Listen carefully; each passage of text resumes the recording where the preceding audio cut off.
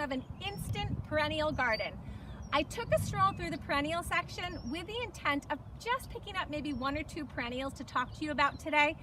But I have to confess, I couldn't stop. They were all so beautiful, and I just kept coming across things that I hadn't even really seen before. And now, of course, I want in my garden, and you're gonna want them in your garden too. You will not be able to stop at just one perennial.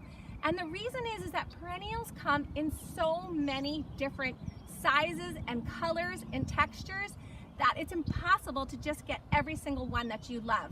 Like even this little Louisa, I thought that this was so sweet with this little variegated flower on it. It's so gorgeous, and it's something that I'm not really that familiar with, but now of course I have to find a spot for it in my garden at home.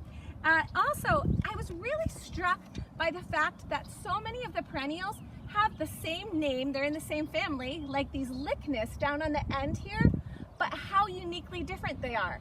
That one has a gorgeous burgundy leaf with this bright orange flower on it, and then this white silvery one with the white flower, but those are both Lychnis, which is just so neat about perennials because they are so individual, just like us. Then we have, of course, you want to add lots of bloom in your garden and try to get a succession of blooms. Have some things that bloom in the spring, some things that bloom in the summer, and maybe some things that bloom in the fall. But of course there are some winners like Salvia and Veronica.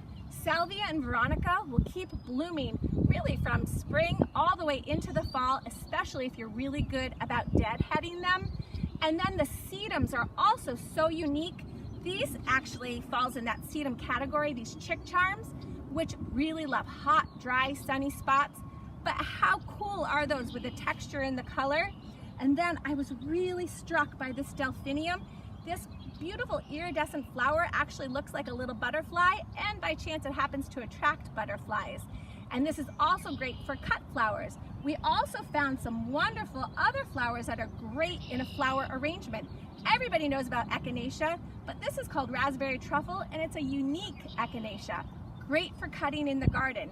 But then you can move over to this really unique euphorbia that's not really known for its bloom that much, but just the variegation of the foliage would look really great in a cut flower bouquet in your home. So there are so many choices when it comes to ornamentals, when it comes to perennials. We can even just go with some nice fillers with ornamental grasses, and they get in all different heights and all different colors. They also would be great in a cut flower vase as well. Now this iris actually passed out of bloom, but I couldn't resist it because the variegation on it is still so gorgeous. It still looks stunning in the garden, even with the flower gone past it.